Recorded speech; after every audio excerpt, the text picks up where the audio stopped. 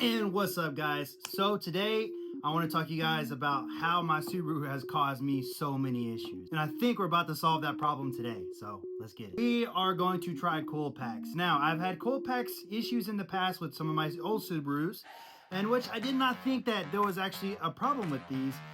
But the more that I fix other things, the more it's more noticeable that it is a coil pack, and they are expensive. They can go up to $400 for Subaru OEM, but I actually got these off Amazon. They said that they're Subaru OEM, and they even got part numbers.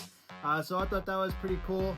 It does say Subaru here. I don't know if it's upside down, but it says it's from the Subaru manufacturer. So they're on eBay. I got the link in the description. You guys want to go check them out. I got 4 of them for $300 something. So let's see what they look like. And it's about as Subaru OEM as they go. We've been trying to track down this whole entire problem with the, it even comes with brand new bolts, so that's pretty cool. I've been trying to track down this coil pack issue for a while. Sometimes it might have a little misfire, and then sometimes when you get on it into boost, it'll struggle a little bit and it'll sputter, and sometimes just freak the heck out. Hopefully this fixes our issue, and after we'll go on a ride and see if that fixes the problem. First of all, you're probably wondering why exactly do I think that it is going to be coil packs. Very sorry for the dog screaming in the background, neighbors. So I started doing a little bit of changes here and there. Okay, so coil packs are around $400 from the OEM Subaru. You always want to use OEM. You do not want to use the O'Reilly's, Auto Parts, etc. like that. As far as I know, you always go OEM for that part exclusively. One thing that I did start changing because I wanted to stay as cheap as possible, and I thought that this was going to be an easy project, and it turns out being a headache, and I think that we finally found the solution. One, I thought maybe it could be fuel, maybe it could be electric, maybe it could be just a mass airflow sensor, something that's really easy and simple and something that I could fix. And you see, about 3 months later, we're still working on the problem. So when I first got this car, it was smelling like gas. Now, I found that there was a little leak here, and there was a little leak here every once in a while. So I ended up replacing this. That is a fuel filter on the Subaru. This is a 2004. I ended up replacing that, and nothing still changed with the car, but the gas smell went away. So I was like, okay, that's fine. This car also has TGV deletes. If your car has TGV deletes, I am told that it is best if you run a I-wire kit, because the I-wire kit, after you put those TGV deletes on, that actually separates the ground from the top and the bottom of the motor to make them connect, as I've learned. Now, to fix that problem, I bought this I-wire kit. This was coming here. This did not have it on the car. So I was like, okay, well, maybe that was it. Well, that didn't fix it, but the car ran a little better. Okay, so that's good. Then I thought, well, maybe it's the grounds on this thing. Well, turns out that after I cleaned them, it still ended up getting bad. I even replaced them myself. I also even took the grounds off of here, and I sanded them down under here, and I took the grounds everywhere else. I sanded down, still having issues. So my battery ended up going dead, ended up buying a brand new battery, still did not fix my issue. Now, I still have not cleaned the MAP sensor, but I do have another MAP sensor to plug in as well, but we're gonna try the coil packs first. I know you're probably wondering, why didn't you just do that in the first place? Well, I was trying to stay as cheap as possible. Also, if I stay cheap and I replace those parts and that actually it's not the problem, at least I know that they're brand new, and I know that I won't have any problems with them in the future. This is a 10-year-old, 11-year-old car, maybe even more than that, 2004, 14, a 20-something-year-old car, so that's fine with me. Now, another thing that I could try that I don't know if it would be any difference, maybe I could bleed the coolant system. Maybe there's an issue there, but I haven't noticed any overheating issues either. So, that being said, I thought maybe I would check the gasket on here. It has a brand new gasket. I went ahead and replaced it with another gasket I had in the garage. So now it's got a brand new gasket. Also added a boost gauge pressure as well. And I'm getting boost, but then whenever it creeps, whenever it hits the boost angle, it starts sputtering up. And that's why I'm thinking that it could be the coil packs. Now, I didn't really want to place the coil packs, but if we got to do it, we got to do it. Another thing that can make this happen, I also add a lot of vacuum leaks. This little clamp right here was actually broke, and it was just hanging in there. So we ended up replacing that. This little band down here, also on the turbo inlet, that will be a big issue of your causes as well as goes with boost creep, etc., or over boosting, maybe even under boosting. I don't know. I just know that was also loose as well. So there was a lot of problems with this car that somehow it still ran fine, I guess. The guy bought it back in November. I bought it in January, so he only had it for 2 months. I guess he couldn't figure out the problems either. But me being a little bit of a Subaru geek, I kind of know a little bit of what I'm doing. That does not make me a professional. Another one that it could be, it's got Cobb 1050 injectors, which could be also the problem as well. But I don't really think that would be it. But they do look a little bit old. And then also, if this doesn't fix, I might actually take those out and get them re-cleaned. But if this video is posted, more than likely, I probably already fixed my problem. Or maybe it's just another blog video, who knows? Or another problem that we could come into and face is that fact that the car might not be tuned, which I'm assuming that it is, because on the Cobb tune there is a tune for this car. It looks like somebody programmed it in there, I guess. It's possible that whoever got the car afterwards maybe threw a couple more bolt-ons. As you guys can see, it is not completely stock. It does have an STI turbo. I'm not exactly sure what kind of fuel pump we're running with, so it could be a stock fuel pump for all I know, or a Whirlboro. Hopefully it's a Whirlboro. I don't know. We'll have to see. But it does have an HKS blowout valve, which does kind of make me scared. Also, another thing that I think it could be maybe the turbo, maybe the wastegate crack. There's probably a wastegate crack on it that I don't know of. And, we're just figuring out as we go, guys. There's a lot of things that could be wrong with it. There's a lot of things that I've done in my past that I've ran into. And right now, we're just trying to figure it out. And hopefully, it's the coil packs, because that's the one that make me sweat the most. It's pretty expensive, so. Now, one thing about this job, if you guys are doing it, I have like a little ratchet that don't have this on it. You want this little click thing right here, so that way this part's flat. This is going to be the easiest way to get in and out. Just that little bit of space right there will make it very hard to get in there to get those bolts out. This is what I was talking about. It's a little flat edge surface. I let you get in those little hard spots, and this will make it a lot easier on your day. So that's what I'm going to use. Like, look at how much... Look how much space I have. I have all that free space. I can actually break all these nuts. That's what she said. Got him! Put them out with my hands. So a little bit of disclaimer. If you guys are doing this, it's a lot easier for me because I already have my intake removed for that one right there, and it's actually supposed to have a little block plate, but I actually didn't put that back on.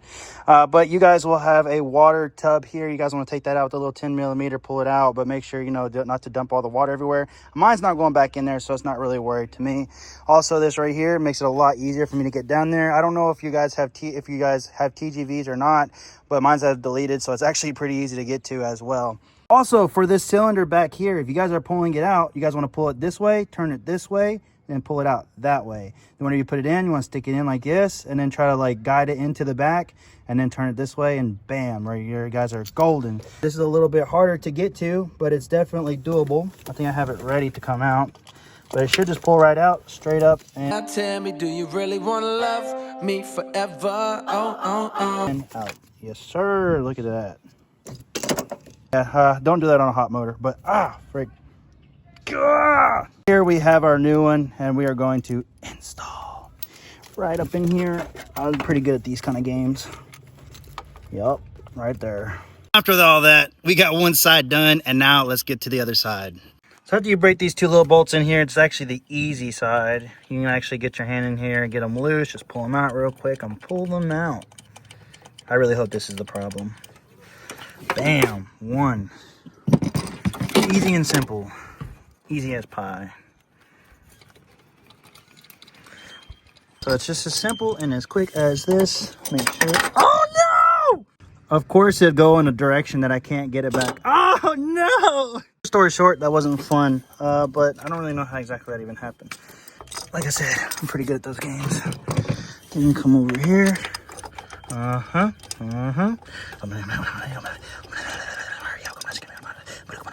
It's not really as hard as everybody makes it sound, especially if you guys have that little snap-on ratchet like I have, or something similar to that. Doing your spark plug should be pretty darn easy too. I don't really have any issues with that. So yeah, and then you can charge your friends to change their spark plugs. Just be like, yeah, I know what I'm doing, and then they'd be like, okay, how much do you want? Well, how much is the shop charge? They'd be like, oh, I just say $5,000, and then you'll be like, yeah, I'll do it for $100. Make some monies, some Johnnies. Then you're gonna pull this right here. Oh no, that's not it. There's so many wires over here. Here we go. There we go. So many wires. I'm gonna snap this in. Now we are all new coil packed in. $400 later. And the only way to find out is to go on a test drive. So we gotta go drop off rent. So let's try it out. These windows stinking hot in here. The coil packs, I didn't have any check engine light as well. Also, we changed the O2 sensor in the car. I forgot about that. We've changed it to a Denso. So let's go. Startup's good. Seems like it's getting some fire. Only truth to be told is whenever we get on it. So that's scary.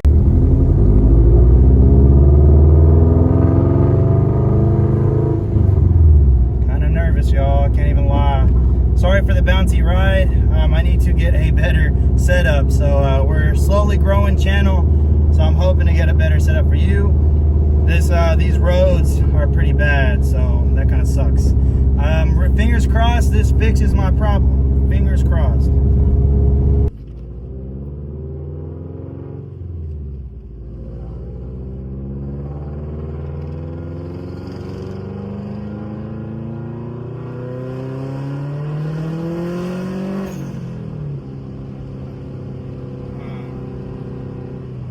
It's kind of hard to tell if I fixed the problem, but I also don't know how fast this car actually is. Could be kind of slow, but as far as I know, I didn't really get into any lag. Only way to keep on trying to try it. So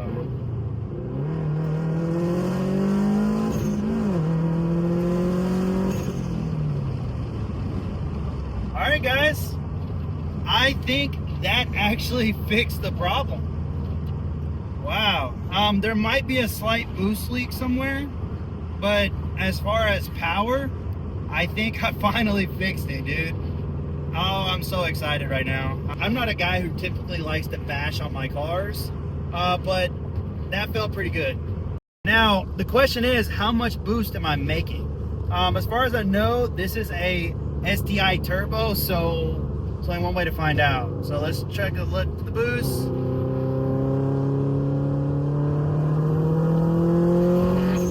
Okay, so we do have power, but we are also losing boost pressure. It went up to about 17 and then dropped down to about 12. I need to figure out where the boost issue is now. Maybe a coupler probably popped off, I don't know. But there's only one way to find out. But as far as the power, I think it's good. No check engine light so far. Car feels to be running good. So I think I fixed it, guys. So I think that'll finish it for this video. I'm gonna down track whenever we go to my buddy's house. I already have it set up for a boost leak test. We're gonna do a boost leak test as well whenever I get a chance. But if you guys are watching, thank you guys so much for watching. O2 sensors, as I said, also can cause a boost issue. Also, gas. You guys want to make sure you guys have good gas. I'll probably take all the gas out of this car and refuel it with new gas as well. But thank you guys so much for coming in. And if you guys watched it to the end, make sure to like and subscribe. You guys haven't. I really do appreciate it. I'm going to try to make more car YouTube videos. I actually got a content coming out right now for the Evo. It's actually very necessary. And if you guys want to see what happened to my Evo, make sure to go check that out. Until next time, guys, this is King Zeus, and peace out.